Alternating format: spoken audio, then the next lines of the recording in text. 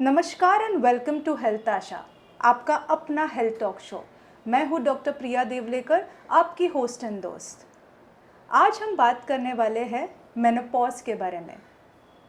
इस हेल्थ समस्या से हर एक महिला गुजरती है, बट ये मेनोपॉज क्यों होता है, कब होता है, अगर होता है तो कैसे पहचानें, क्या हर एक बार कुछ मेडिसिन्स लेना ज़रूरी है, कैसे ये इम्पैक्ट करता है एक महिला को, आज हम जानेंगे हमारे हेल्थ एक्सपर्ट से। आज हमारे साथ जुड़े हैं एक senior gynaecologist doctor Rupa Shetty madam. Madam को more than 25 years of experience है in the field of gynaecology. Madam director हैं श्री कृष्णा मैटरनिटी हॉस्पिटल मुंबई के। Madam, welcome to our show. Thank you so much.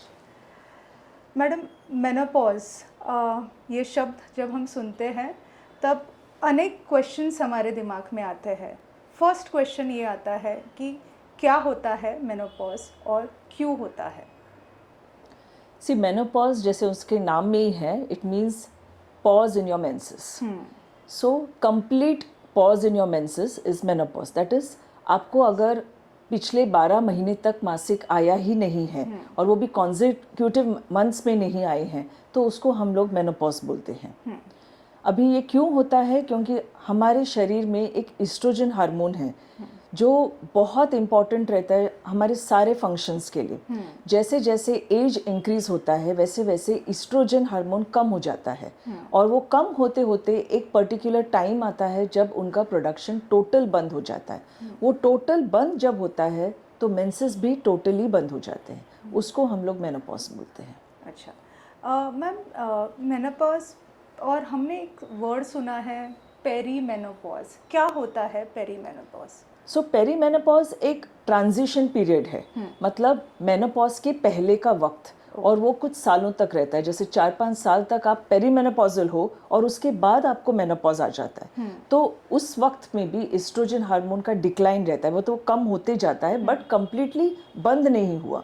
तो इसमें आपके साइकिल सब इरेग्युलर होने चालू हो जाते हैं, और जब तक वो कंप्लीट बंद नहीं होते आपके ऐसे इरेग्युलर साइकिल्स पूरे वो 4-5 साल में ऑन एंड ऑफ चालू रहते हैं। अच्छा मैम, ये कुछ एक एज ग्रुप में आता है कि एक, जैसे हमने सुना है कि ये 45 to 55 एज ग्रुप में, बट हम ये भी देखते हैं कि ये आजकल कम एज में भी आ रहा है। आप क्या कहना चाहेंगे ma'am? In India the age जो है मेनोपॉज का वो अराउंड 45 to 55 ईयर्स ही है। अराउंड 46 एवरेज इंडियन एज है मेनोपॉज की। लेकिन उसके पहले जो होता है, क्योंकि आजकल हम लोग देखा गया कि बहुत लोगों को मेनोपॉज बहुत अर्ली आ जाता है। सो 40 इयर्स के बाद और 45 इयर्स के पहले जो मेनोपॉज आता है उसको हम लोग अर्ली मेनोपॉज बोलते हैं। और जो मेनोपॉज उसके भी बहुत पहले हो जाता है अराउंड 35 और 36 या 37 इयर्स, उनको हम लोग प्री मैच्योर ओवेरियन फेलियर बोलते हैं। अच्छा, ओके मैम, इसके क्या ट्रिगर्स होते हैं कि मेनोपॉज आ रहा है? हमें ऐसे कैसे समझ में आता है, क्या सिम्टम्स होते हैं? सिम्टम्स ऑफ मेनोपॉज, एक तो मेंसेस का कंप्लीट बंद हो जाना, लेकिन उसके साथ साथ औरतों को सडनली हॉट फ्लैशेस होते हैं, वो सडनली ऊपरी बदन एकदम गर्म हो जाता है। आप फैन के नीचे बैठो या एसी में बैठो, आपको सडन स्वेटिंग एपिसोड्स हो जाते हैं। उसके साथ साथ पैल्पिटेशंस, मतलब घबराहट होना और थोड़ा बेचैनी जैसा लगना, ये सब सिम्टम्स मेनोपॉज के हैं। उसके अलावा लोगों को नींद नहीं आना और इरिटेबिलिटी, मूड स्विंग्स होना, एंजाइटी सिम्टम्स एग्रेवेट होना, ये सब चीज़ें मेनोपॉज में दिखाई देते हैं। अच्छा मैम, इसके कोई रिस्क फैक्टर्स होते हैं कि मेनोपॉज को एग्रेवेट करते हैं, या अर्ली मेनोपॉज इसके वजह से आता है? सी, मेनोपॉज एक्चुअली वो स्टेज है जहाँ पे as we said 45 to 55 years, तो वो एज में औरतें वैसे भी केयर गिवर्स बनते हैं उनके माँ बाप के, और वो वैसे भी उस स्टेज में रहते हैं कि most of the times they have that empty nest syndrome जो बोलते हैं, बच्चे भी नहीं रहते। सो ये कभी कभार ट्रिगर फैक्टर्स हो जाते हैं जिनको वो मेनोपॉज में और ज़्यादा अंदर घुस जाते हैं, मतलब और ज़्यादा उनके सिम्टम्स एग्रेवेट हो जाते हैं।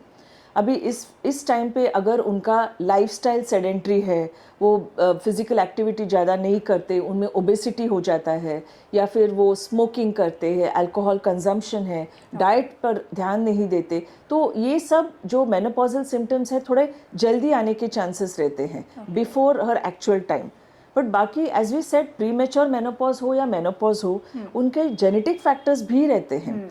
बिकॉज आपके पूरे लाइफ काल में आपको कितने एग्स बनने हैं वो तो ऑलरेडी प्री डिसाइडेड है। वो माँ के पेट के अंदर ही एक 24 हफ्ते में ही डिसाइडेड रहता है कि आपको कितने अंडे बनेंगे और आपका कितना वक्त तक चालू रहेगा मेंस्ट्रुअल साइकिल। सो इसमें जेनेटिक फैक्टर ऐसा रोल प्ले करता है कि आपके अगर माँ में, मासी में या सिस्टर में जल्दी मेनोपॉज होने का चांस है, तो आपको भी उसका चांसेस हाई है कि आपको भी मेनोपॉज हो। ओके मैम, एक जनरल जैसे एक हमारे दर्शक जानना चाहते हैं कि कितने पीरियड, जैसे कभी कभी तो इरेगुलरिटी ऑफ मेंसेस रहती है, किसी को थोड़ा डिलेड आता है, तो कैसे जाने कि कितने समय के बाद अगर मेंसेस नहीं आया है तो वो मेनोपॉज है, कितने महीने के तक वो नहीं आया है? सो बेसिकली मेनोपॉज होने के लिए आपको एक क्राइटेरिया कि आपको 12 महीने तक लगातार मेंसेस नहीं आने चाहिए। ओके 12 महीने तक लगातार नहीं आए तो आप इसको सेफली बोल सकते हो मेनोपॉज, अनलेस एंड अनटिल उसके वजह से कोई और उसका जो कारण है कोई और पैथोलॉजिकल कारण है। वो तो आप जब भी डॉक्टर के पास जाओगे तो बाकी के फैक्टर्स भी रूल आउट करेंगे and then they will diagnose कि आपको वाकई में मेनोपॉज है या नहीं है। ओके मैम, कोई लैब इन्वेस्टिगेशंस या कोई इन्वेस्टिगेशन या कोई जांच करनी पड़ती है? सी सबसे इम्पॉर्टेंट जो लैब इन्वेस्टिगेशन है वो आपका FSH हार्मोन है। FSH हार्मोन वो बेसिकली एक क्राइटेरिया रहता है जिसमें आप मालूमात कर सकते हो कि आप टोटल मेनोपॉज में हो कि नहीं हो। ओके सो एनीथिंग जैसे 25 के ऊपर FSH है तो आपको मालूम है कि आपका मेनोपॉज चालू हो गया है। So this is the most important hormone. उसके अलावा आप सोनोग्राफी कर सकते हो। सोनोग्राफी में आपके ओवरीज कैसे है वो जान सकते हो। एक और ब्लड टेस्ट है जिसको हम लोग AMH बोलते हैं, जो अपना ओवरी का रिजर्व बताता है कि अंडाकोश में अभी रिजर्व कितने हैं एग्स के। सो ये सब चीज़ें मेनोपॉज डायग्नोसिस करने के लिए यूज़फुल है। ओके मेनोपॉज मैम जैसे आता है तो कुछ हेल्थ फैक्टर्स या हेल्थ रिस्क फैक्टर्स एसोसिएट हो जाते हैं इससे? मेनोपॉज ये एक पर्टिकुलर फेज का ख़त्म हो जाना है जहाँ पे आपका ईस्ट्रोजन हार्मोन बंद हो जाता है। और ईस्ट्रोजन हार्मोन हमारी स्किन से लेके फैट से लेके हमारे सब टिश्यूज़, ब्रेन, एवरीथिंग के लिए इम्पॉर्टेंट है। तो वो जब पूरी तरह से बंद हो जाता है तो उसके साथ साथ ये प्रॉब्लम्स चालू हो जाते हैं। फर्स्ट एंड फॉरमोस्ट मोटापा। You can start having fat levels आपके पेट के वहाँ पे और जमा होना चालू हो जाता है। दूसरी बात, आपको जैसे हम लोगों ने बताया था, वासोमोटर सिम्टम्स चालू हो जाते हैं जैसे hot flushes, irritability, mood swings. लेकिन लॉन्ग टर्म उसका हेल्थ इम्पैक्ट रहता है कि कार्डियोवैस्कुलर के ऊपर भी उसका असर रहता है। सो हार्ट प्रॉब्लम्स आना, ब्लड प्रेशर बढ़ना, आपका कोलेस्ट्रॉल बढ़ना, ये सब चीज़ें भी देखा गया है। और उसके साथ साथ आपका जो फंक्शन है ब्रेन का वो भी कम होते जाता है, जिसकी वजह से ज़्यादा चांसेस है कि आगे जाके आपको डिमेंशिया होना, ये सब प्रॉब्लम्स है अगर आपने केयर नहीं लिया तो। उसके अलावा एक और मैं चीज़ बताना चाहूँगी कि एक और सिम्टम है जो यूरिनरी कंप्लेंट्स हैं। तो औरतों के यूरिनरी कंप्लेंट्स और थोड़ा बढ़ते जाते हैं। वजाइनल ड्राइनेस रहता है, यूरिनरी ब्लैडर का जो लाइनिंग है वो थिन आउट होता है, इसकी वजह से आप यूरिन लीक करना चालू करते हैं। आपको यूरिनेशन समय से पहले हो जाता है, अर्जेंसी इंक्रीज हो जाता है। सो ये सब फैक्टर्स भी देखे गए हैं ड्यूरिंग मेनोपॉज।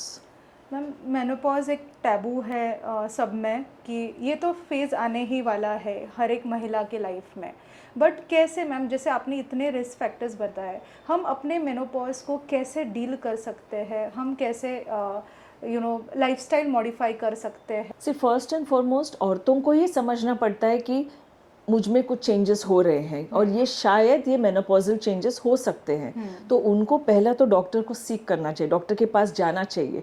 वही सबसे मेन प्रॉब्लम रहता है कि वो लोग अपने सिम्टम्स को नज़रअंदाज करते हैं और जाते ही नहीं हैं। तो जब वो जाएंगे और वो जानेंगे कि ये एक पर्टिकुलर मेनोपॉज का ही सिम्टम है, तो वो हिसाब से उनको आगे का ट्रीटमेंट डॉक्टर्स बताएंगे। जैसा पहला तो लाइफस्टाइल ही मॉडिफिकेशन है, मतलब आपके लाइफस्टाइल को अच्छा बनाओ, आप देखो कि आप जो खाते हो पीते हो उसका डाइट हेल्दी रहे। आप ज़्यादा सोया फ्लावर या फाइटो एस्ट्रोजेंस जिसमें रहता है, जैसा फ्लैक्स सीड्स, तिल, इसका इस्तेमाल ज़्यादा कीजिएगा अपने डाइट में।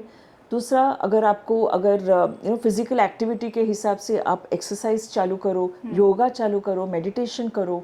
अगर आपके मसल मास अभी डिक्लाइन होना चालू हुए तो you should start doing weight training exercises. All this will go a very long way.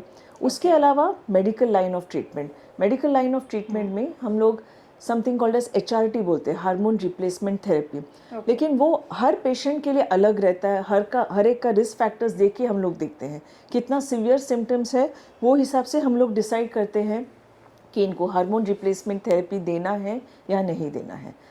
So these are all the modalities अभी जो अवेलेबल है। और बहुत सारा आई थिंक जो फैमिली सपोर्ट रहता है ये बहुत क्रूशियल रहता है ये स्टेज पे। सो औरतों से ज़्यादा हमको बात करनी पड़ती है जो उनके बाकी के घर वालों से, स्पेशली हस्बैंड हो, बच्चे हों, तो उनसे हम लोग बात करते हैं, उनको ये बताते हैं और उनको उस वक्त पे उनको लॉट्स ऑफ एम्पैथी और सपोर्ट देना पड़ता है, तो ही वो मेनोपॉज के ये फेज से बाहर निकल सकते हैं। मैम, ओसी पिल्स या कॉन्ट्रासेप्टिव पिल्स जो होते हैं और इस फेज़ में कैसे मैम रिलेशन, और क्या बताना चाहेंगे, क्या यही ट्रीटमेंट ऑप्शंस का भी एक प्रकार है?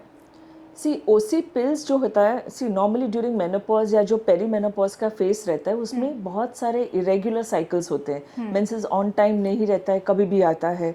तो उस पर्टिकुलर फेज में उनका रेगुलरिटी बनने के लिए हम लोग उनको ओसी पिल्स प्रिस्क्राइब करते हैं। प्लस ओसी पिल्स में जो हार्मोन्स भी रहते हैं वो भी एक पॉजिटिव इफेक्ट देते हैं औरतों के लिए। लेकिन आप अगर ओसी पिल्स कॉन्ट्रासेप्शन के हिसाब से अगर यूज़ करना चाहो तो आपको जब तक कंप्लीट मेनोपॉज नहीं होता आप यूज़ कर सकते हो, because pregnancy can occur any time unless and until it is a complete menopause.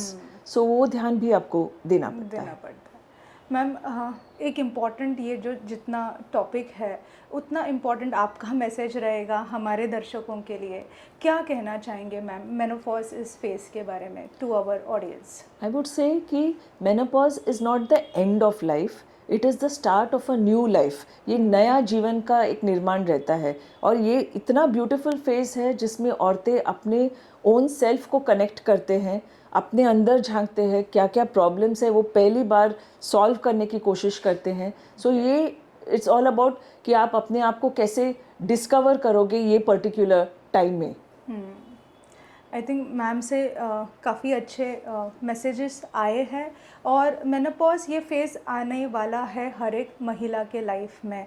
Lifestyle modification जैसे मैम ने कहा, डाइटरी हैबिट्स जैसे मैम ने कहा, योगा, मेडिटेशन, इसको अपने लाइफस्टाइल में लाना। हाँ, और एक मैसेज जो उन्होंने दिया कि जैसे ही ऐसे सिम्टम्स अगर लगते हैं आपके अगर आपको लगता है कि आपको ये सिम्टम्स है, आपके गायनेकोलॉजिस्ट जैसे मैम है वैसे एक सीनियर गायनेकोलॉजिस्ट के पास जाना ज़रूरी बनता है। इसी के साथ मैम मैं धन्यवाद देना चाहूँगी आपका कि आप आए और आपने आपका कीमती वक्त देकर हमारे ऑडियंस तक ये मैसेज पहुँचाया।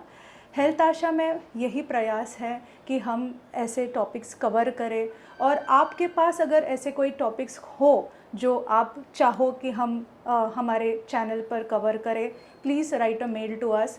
आपको details at the end of the video मिलेंगे और आप प्लीज़ सब्सक्राइब एंड फॉलो कीजिए हमारा चैनल। धन्यवाद। ऐसे मोर हेल्थ इन्फॉर्मेशन वीडियोस के लिए देखते रहिए हमारा channel health Asha talk show by doctor Priya Deolekar. आपको अगर कोई हेल्थ इन्फॉर्मेशन या हेल्थ इश्यूज रिलेटेड कोई भी जानकारी चाहिए तो email us on the below email ID. Follow कीजिए हमारा चैनल, सब्सक्राइब कीजिए और शेयर कीजिए हमारा चैनल। नमस्कार।